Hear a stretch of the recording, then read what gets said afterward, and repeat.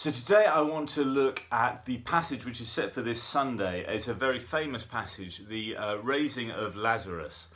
And it's known even in folklore now because if there's a sporting comeback or something like that, at some point one of the commentators will say, oh, this is the greatest comeback since Lazarus. So when Ben Stokes pulls England over the line when we only needed 80 runs in the last wicket, it's the greatest comeback since Lazarus. Liverpool win 4-3 having been 3-0 down. It's the greatest comeback since Lazarus. So it is known that Lazarus came back to life. That much is still kind of in our collective memory. And the thing is that the association with that normally is joyful. It's kind of jubilant sports fans who are going crazy with excitement once the comeback has happened. And one of the interesting things in this passage is that even though this is the original telling of this extraordinary miracle, it is not jubilant at all. There is an atmosphere of awe, but maybe slight fearfulness, reverence, but not jubilation. And I do think there are particular reasons why that's the case. And so I'll explore that at the end, but I'm going to read the whole passage. So if you've got a Bible, you can dig out John chapter 11, verse 1, and you can kind of read along. But I will read out every verse, so you don't need to do that. I'll start at the beginning and I'll still fill in some of the background as we go through. Now a certain man was ill, Lazarus of Bethany, the village of Mary and her sister Martha. Mary was the one who anointed the Lord with perfume and wiped his feet with her hair. Her brother Lazarus was ill. So the sisters sent a message to Jesus, Lord, he whom you love is ill. But when Jesus heard it, he said, this illness doesn't lead to death, rather it's for God's glory, so that the Son of Man may be glorified through it. Accordingly, though Jesus loved Martha and her sister and Lazarus, after having heard that Lazarus was ill, he stayed 2 days longer in the place where he was. Now the first thing then is that this is not just an ordinary Joe who Jesus is healing. This is someone he knows well. And these characters are in John's Gospel much more than they're in the other Gospel, Lazarus and Mary of Bethany. They feature in John's Gospel. And this passages from John's Gospel, and one of the questions you always have with John is some of the time he's just reporting what happened, but really he's interested in the meaning of what has happened, and sometimes that will mean he rewrites the events in the understanding of the resurrection and kind of what must have happened, and you're never quite sure what place along the spectrum you are, whether this is exactly what happened or whether this is how it ought to have happened. And I change my mind quite a lot when I'm looking at different passages, and that's something you have to bear in mind when you're doing this. But the context here is that Jesus is he's contemplating visiting his friends, but at this point he's a semi-outlaw figure. He's had some conflicts with the temple authorities, and they have been out to arrest him because of some of the things he has said and done, and arrest him for blasphemy. So if they have any more kind of implications that he's in some way too special, more than just a rabbi, that will lead to his arrest and possibly even death. And so he had been in Jerusalem, but he's gone away into the wilderness of Judea. That's where he is when he hears about this message.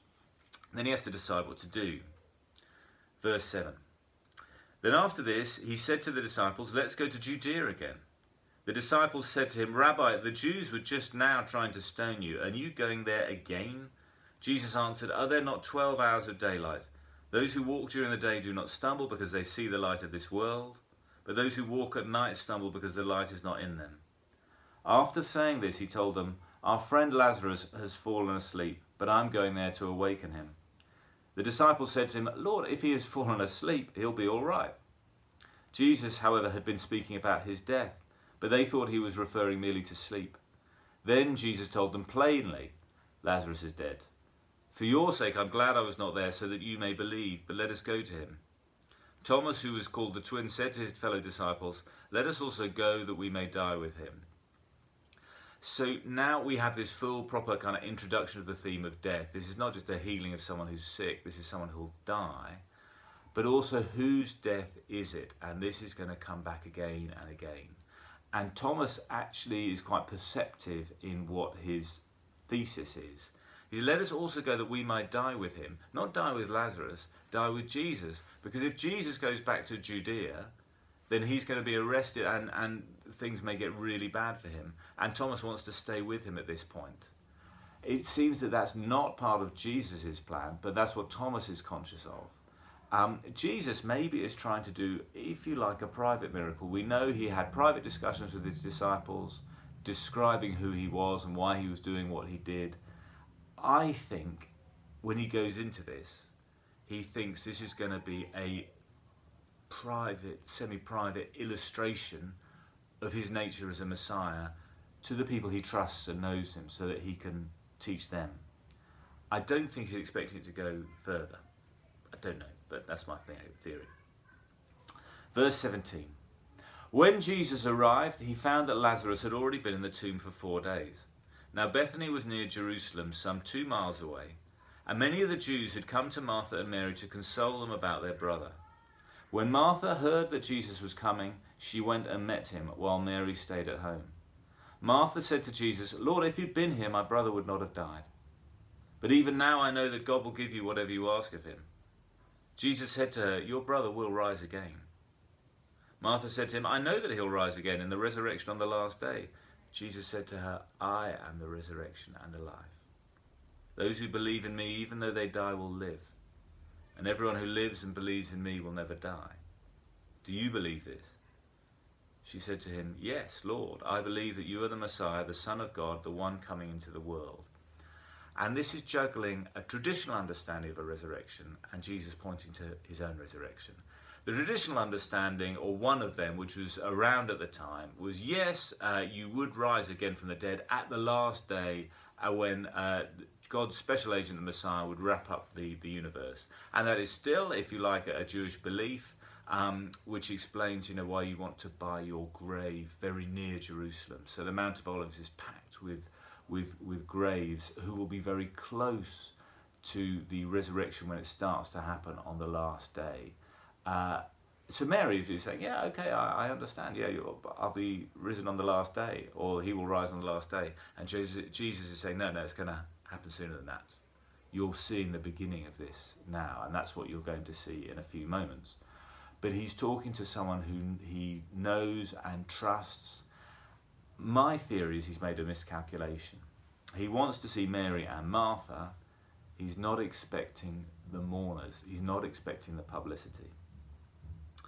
So, when she said this, verse 28, she went back and called her sister Mary and told her privately, "The teacher is here and calling for you."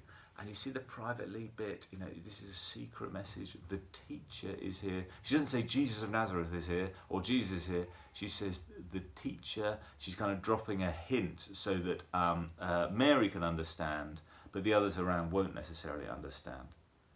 And when she heard it, verse 29, she got up quickly and went to him. Now Jesus had not yet come to the village. So you see, maybe he's planning all of this to happen, if you like, on the quiet. But was still at the place where Martha had met him. The Jews who were with her in the house, consoling her, saw Mary get up quickly and go out. They followed her because they thought that she was going to the tomb to weep there. And this is where it starts to move from private to public, because as is conventional, the mourners had come round to console the bereaved, in this case Mary. And so suddenly this private conversation between Mary and Martha and Jesus is not so private anymore. When Mary came where Jesus was and saw him, she knelt at his feet and said to him, "Lord, if you'd been here, my brother would not have died." When Jesus saw her weeping, and the Jews who came with her also weeping, he was greatly disturbed in spirit and deeply moved. He said, "Where have you laid him?" They said to him, "Lord, come and see." Jesus began to weep. So the Jews said, "See how he loved him." But some of them said, "Could not he who opened the eyes of the blind man have kept this man from dying?" Okay, now by the way, this translation, Jesus began to weep. In the old versions of the Bible, it's Jesus wept. It depends how you translate the imperfect to the Greek. But Jesus wept, the shortest verse in the Bible, and people kind of say Jesus wept sometimes to try to, this is just a bit of side stuff, but they say Jesus wept to try and turn their blasphemy of, Jesus, into Jesus wept, as if they're quoting the Bible. But the key is, why is he weeping? And the bystanders, if you like, assume that he's weeping for his friend who's died. He's just found out his friend's died and he's greatly troubled, and that's why he's weeping. This is my theory. I wouldn't want to write a book on it, but I think there's something in it. He's not so much weeping for Lazarus. Remember, that much he was in control. I think he's weeping for himself, because he knows that this private miracle is not going to be private anymore. It's going to be public. And that will mean it will trigger off a conflict with the Jewish temple authorities. Then Jesus, again greatly disturbed, came to the tomb. It was a cave, and a stone was lying against it. Jesus said, "Take away the stone." Martha, the sister of the dead man, said to him, "Lord, already there's a stench, because he's been dead for 4 days." Jesus said to her, "Did I not tell you that if you believed, you would see the glory of God?" So they took away the stone.